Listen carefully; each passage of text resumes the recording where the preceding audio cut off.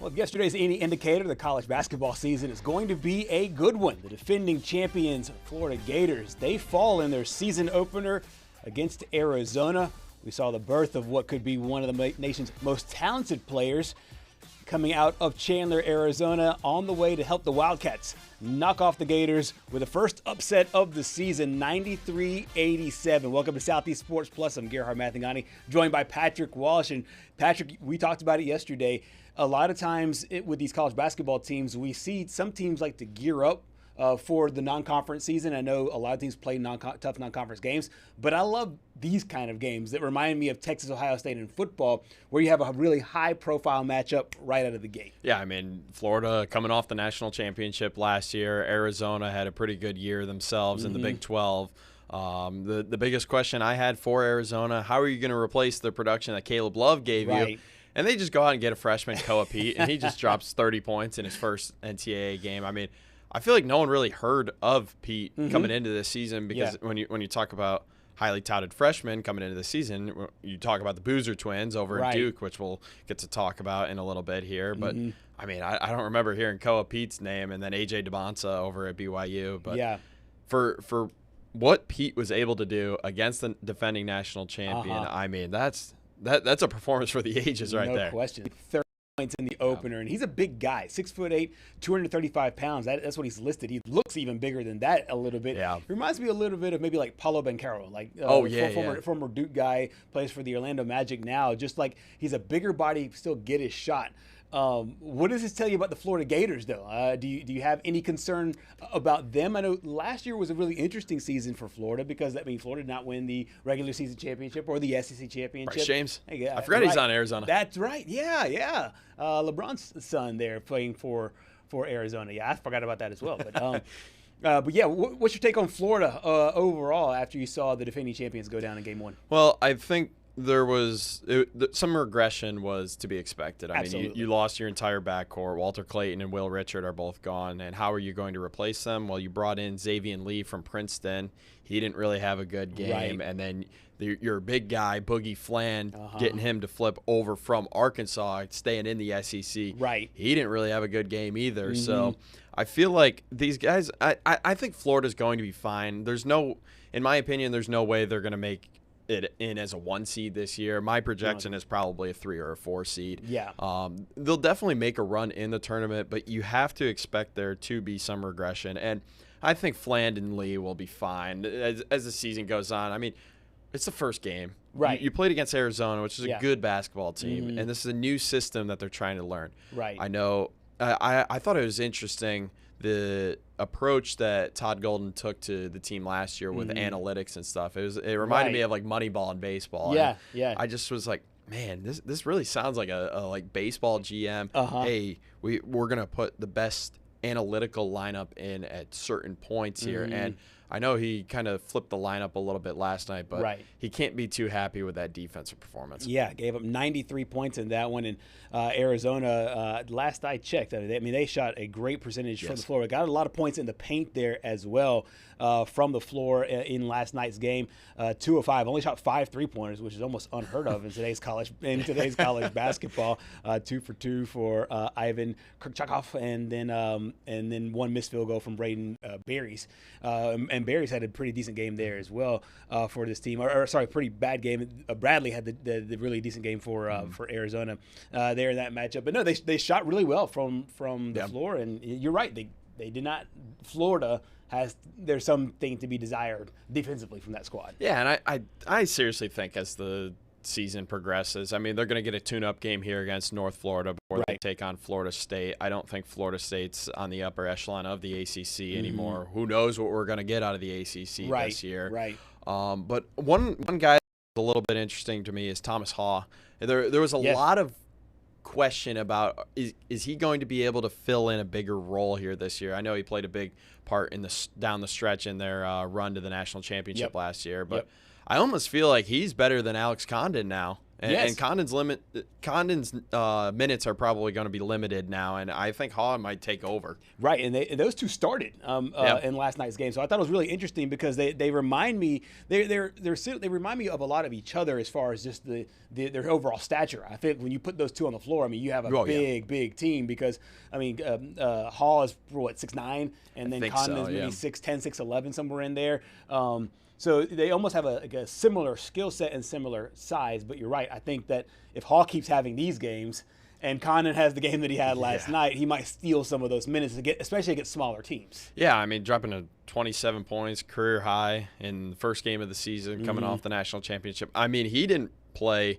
It looked like he didn't skip a beat there. Right. I think he dropped 20 points against Auburn in the Final Four game. Didn't really do too much against Houston. But no one really has good games against Houston. I mean the defense is just so good. Exactly.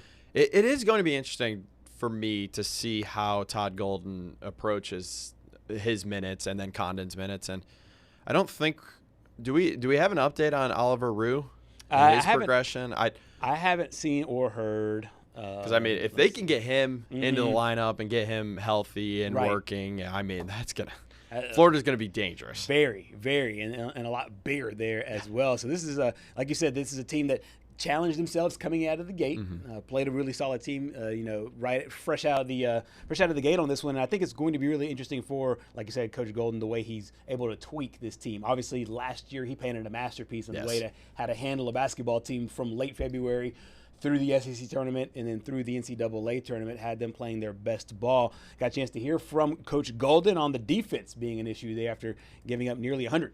I don't think the offense was the issue, man. We scored 48 in the first half. I think, we got up to a good lead. It was our defense that was an issue. Again, credit to them. They were physical. They got close to the rim. They started putting us in the basket and changed the complexity of the game. The way we play is very complementary. And when we're pulling the ball at the net every time, it's really hard to get out in transition and get early baskets and play the way we want to play. So, it's going to be a game of runs. Anytime you play a great program like this, you're going to go on some runs. They're going to go on some runs.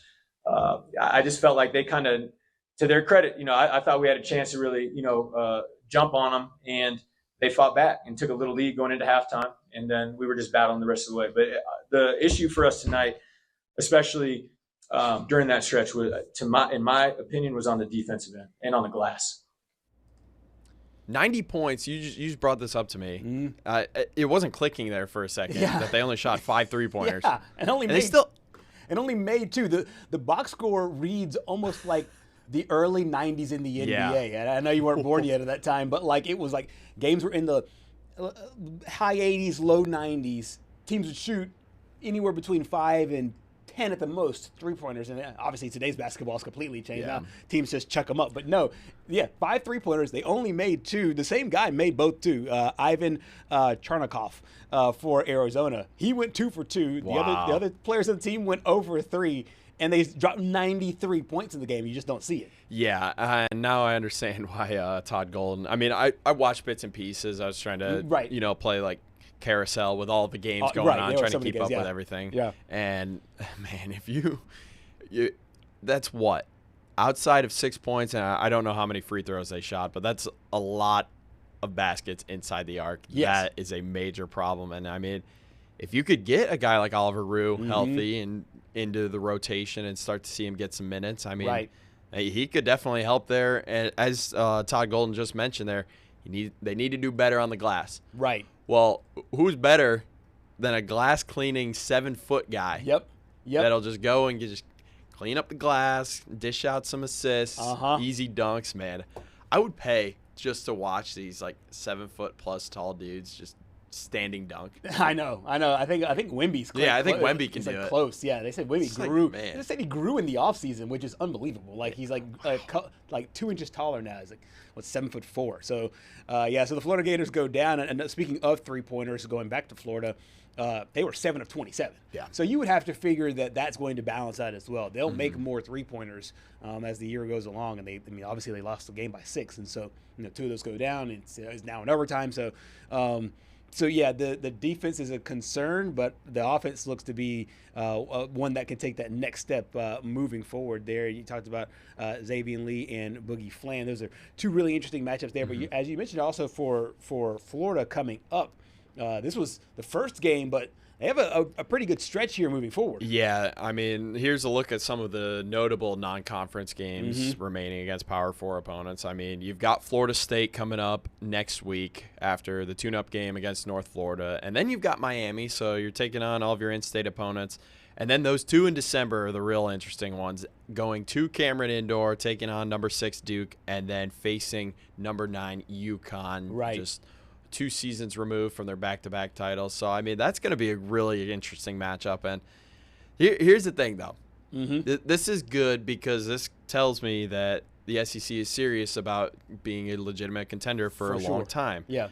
We talked a little bit about how it's way back in the early 2000s, it was the Big East. And then it slowly started to transition back to the ACC. Right. And then the last few years, it's been the Big 12. And now we're starting to see the SEC. And I think the ACC-SEC challenge is going to be very interesting to see. 100%. And I believe that's why Florida's playing Duke. I believe that is their ACC-SEC. That is in the SEC challenge, yeah. I actually want to get those matchups. I know it's not for a while.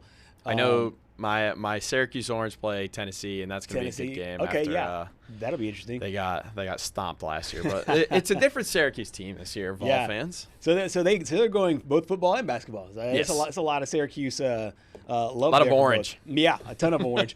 Those games on December 2nd, as we mentioned, Florida at Duke, Georgia at Florida State, Miami at Ole Miss, North Carolina at Kentucky. Of course, that's you got to get the blue blood game there. Missouri at Notre Dame, Texas A&M at Pitt, Tennessee at Syracuse, as you just mentioned, Virginia Tech at South Carolina, and Oklahoma at Wake Forest, which is a little intriguing as well. Yeah, I like how they seem very balanced, though. It doesn't seem like, one team's just going to overpower the other. South Carolina looking to bounce back after it was a rough year last year. Right. I think they won 2 SEC games. They were one of 2 teams, them and LSU, that didn't make the tournament. Yep. And I think Virginia Tech just lost yesterday to a Group of 5 school. So it'll be rough over there. In Blacksburg.